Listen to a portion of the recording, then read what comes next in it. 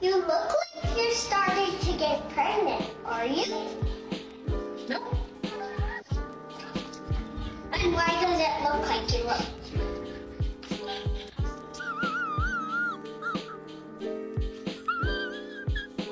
But I recently got, as my therapist would say, duped. Also, as she would say, I duped myself. Became entangled with someone whose intentions I thought were something different than they were.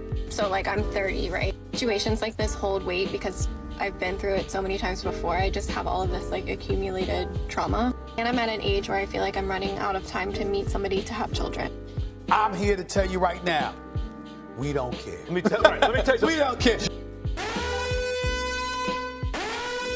Which is to say that when a man takes advantage of you in whatever way, there's nothing that you could have done to prevent it. It is not your fault. It's a conditioned and systemic dynamic. As a society, we traumatize girls, women, and then we pathologize their trauma. There's nothing you can do to protect yourself from the destruction of men. What you just said is one of the most insanely idiotic things I have ever heard.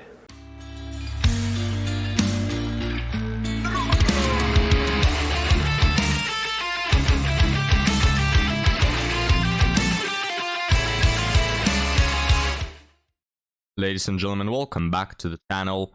Today, guys, we have an episode about women complaining about dating, which is the equivalent basically of a multi-millionaire complaining about money issues. But let's get started. Wants to hear a dating recap. Last week, I was talking to a man and we talked for 2 days on Hinge. I asked him out on the third day. He unmatched me. Second guy, we went on 3 dates together. On the third date, I said, I don't really want anything casual anymore because it always hurts my heart, you know? He said, we're done. Third guy, we had plans to go out on Sunday. He cancels day of. Day of. So when your single friends say that they're in the trenches, like it's not a joke. You should buy them like a milkshake or something every single day of their lives until they meet the love of their lives, because this is just fucking crazy. And this is what happens when you go for the guys who are out of your league, right? But stop pretending that it's just men in general, right? We have men over here with 20 to 25 women chasing them around. They're so tired of it. They're dismissing all of them. No, we're talking about a very small subtract of men here. The top guys that these women are chasing. Like any man who has been on dating apps knows this experience of talking or DMing like 30 women, and one of them will write back eventually. So with all the options that you have been given, please choose different sorts of men or get out of dating online completely and stop pretending that you are the victim. Don't tell me you're innocent, because it insults my intelligence. I'm pretty sure I just got conned by this British guy on our first date. So the date was at a park and it has this beautiful view of Sydney Harbour. And he suggested that we should order food and get it delivered to the park. So here I was thinking, that's wholesome. And he whips out his phone, brings up Uber Eats and says that I can pick whatever cuisine and he'll pick what's on the menu. And we pick our food, create the order, and then he goes to pay.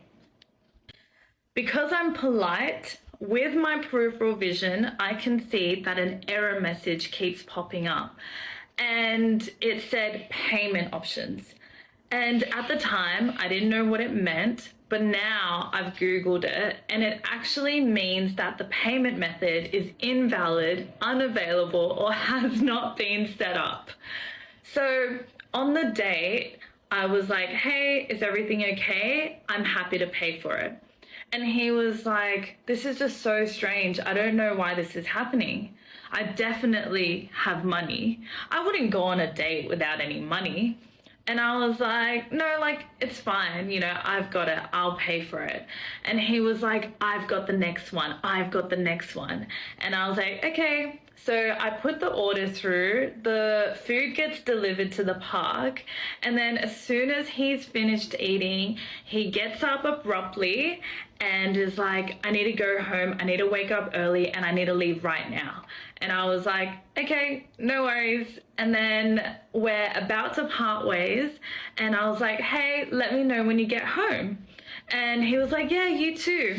So I walk home. 10 minutes later, I open up Hinge, and he's unmatched me. Welcome to the male experience, right? Welcome. So funny, guys. Now, obviously, this behavior is quite pathetic, especially coming from a man. Like, I don't know if this guy was trying to get back at the female gender because someone had done it to him previously, but all around it's miserable. But hey, that's what you women are doing out there. You know, the amount of guys that go on these dates, pay for the full date, and then get never messaged again is extremely large. So how does it feel, right? How does your own medicine feel? First time. I'm sure I'll delete this, but I recently got, as my therapist would say, duped. Also, as she would say, I duped myself. Became entangled with someone whose intentions I thought were something different than they were.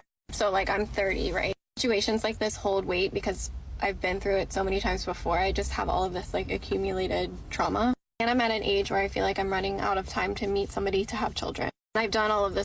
I mean, that's what we all want, right, gentlemen? A woman that is going to therapy because she's going insane. A woman that carries a lot of baggage because she's full of trauma. And a woman that is desperate to get into a relationship because she has to have children. Somehow, she didn't have time for the past 20, 15 years, right? But now she's in a rush. I mean, that's every guy's dream, basically. This work and the way that this situation happened was just like evidence that you can do so much work, but some things are just out of your hands. Yeah. Notice how immediately we get rid of all accountability. Modern women, for them, accountability is their kryptonite, right? It's like, oh, I've done so much work. It's just, I'm such a good woman, done all this work. I'm so perfect. But sometimes things are just out of your hands, you know? Don't blame yourself for actively choosing the wrong guys. It's just sometimes things are out of your hands, right? Even though I've done all this work and I'm perfect and I'm God's gift to the earth, hey, that's the situation.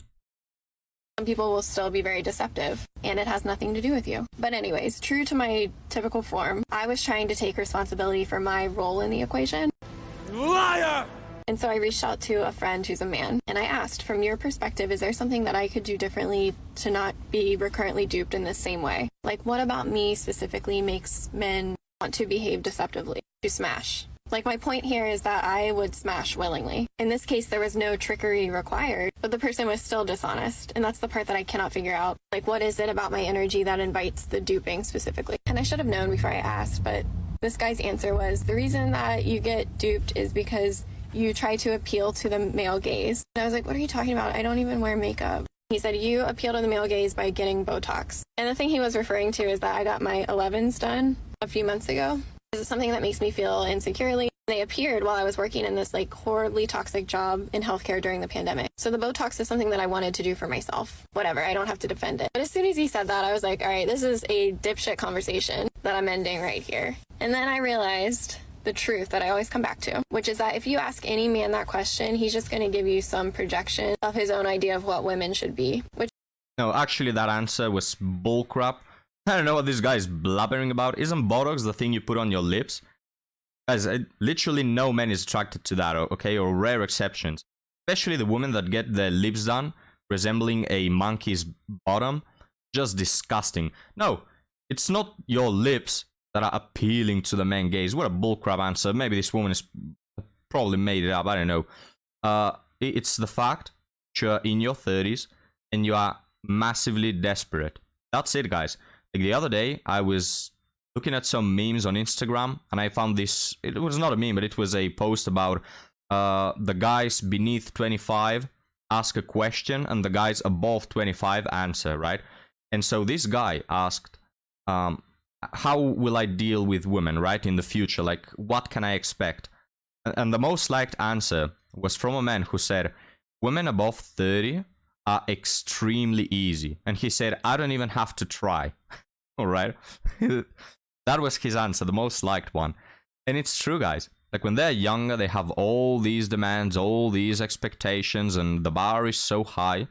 But when they get to 30, naturally, less men pick them because they are younger options, they are better options, right? And nobody wants to commit to a woman that has been passed around and has nothing to offer in a serious relationship. So they become desperate, just like this one, right? They're just so desperate. And you only need to tell them one or two things like, oh yeah, maybe I'll commit, maybe I won't. Or, oh, I can see this going somewhere. And then these men sleep with them, make use of them, and they're out of the picture. It's so true, guys. These women are so desperate that it becomes so easy to get between their legs. That's what's appealing to men, all right? You're like on a restaurant, the left out food that they're gonna throw anyway, so they sell it at like 50% off, right? That's what you are. Which is to say that when a man takes advantage of you in whatever way, there's nothing that you could have done to prevent it. It is not your fault. It's a conditioned and systemic dynamic. As a society, we traumatize girls, women, and then we pathologize their trauma. There's nothing you can do to protect yourself from the destruction of men. And that's the destruction of men. Sounds like a metal album.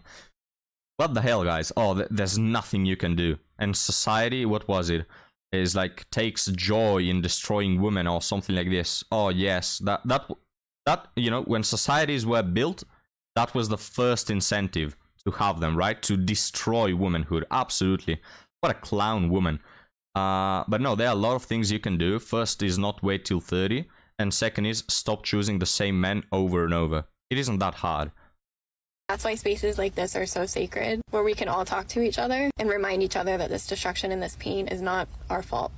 You know, these places are sacred because they provide me some beautiful, beautiful content for me and all the boys to have a laugh at. Guys, so sad, so pathetic. These women are absolutely unintelligent, right? And the best thing they can do in their miserable situation is to cope. They cope as hard as they can, for as much as possible. Just cope, not come to the realization that they are incredibly dumb, and it's their own actions who have taken them down this path. And that's a fact. I think I might die alone, but here's why I'm okay with it. I've basically been single for 27 years, and over that time, I've become super independent and Alright, before we continue with the bullcrap, I'm so tired of saying this, and the people watching probably as well.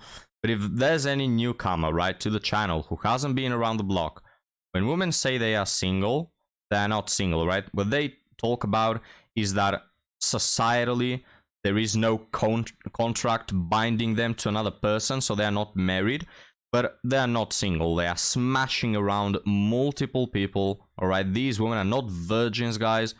They are messing around with multiple men at a time in a lot of the cases. And they're the furthest thing from single that you can get. Happy and proud of the life I created for myself. I've done everything I wanted to do. I went to grad school. I traveled across the country. I moved to the city I wanted to move to. I got the dog that I wanted. But along the way, I built up a lot of walls and probably became a bit selfish and callous. So much so that I find it very difficult to allow someone to even have the opportunity to prove if they could make me happier than I make myself.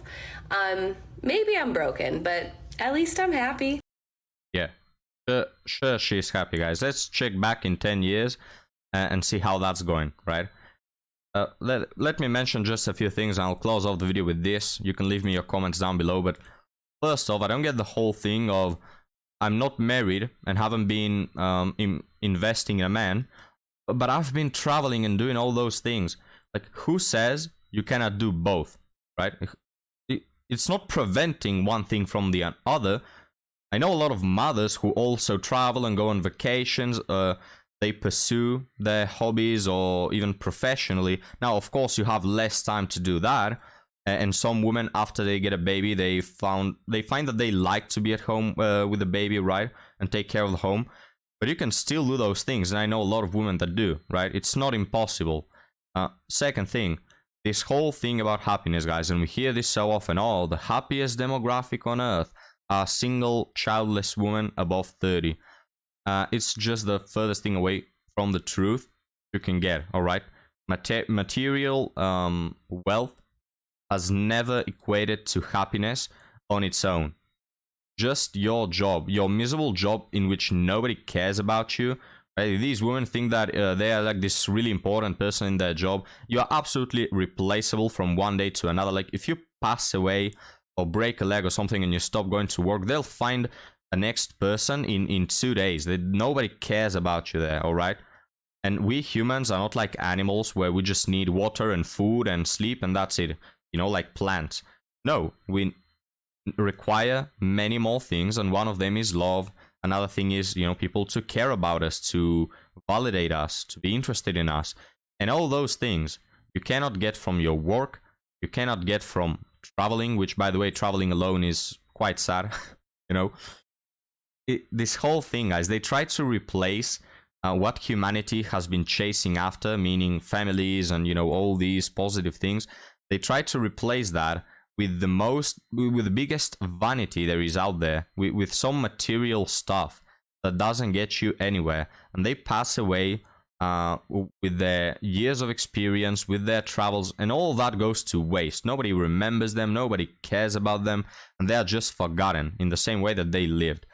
So I don't know how much longer it will take for these women to finally wrap around their heads that this path doesn't lead to happiness. But hey, let them trash their own lives, is what I say. Guys, thank you for watching. I'll see you next time. Have a good one.